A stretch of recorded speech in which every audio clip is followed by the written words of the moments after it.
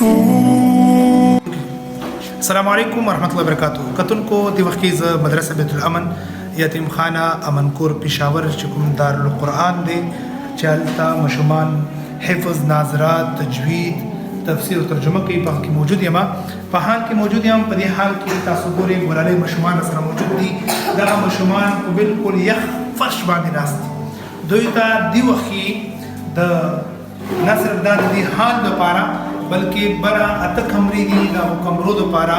موږ ته کارپټ پکار دی دغه حال لپاره هم دین علاوه دوه حل نور دي دغه لپاره او اته کمرې دغه لپاره کارپټ ضرورت دی د پاره دي چې دغه وللې مشمان وړه خپل زلن ستوري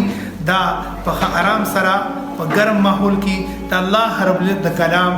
علم حاصل کی تاسو هم پدې کې تعاون او مرسته کوئ شي او کوم کسان چې مالی وسعت او طاقت نه لري نو خاص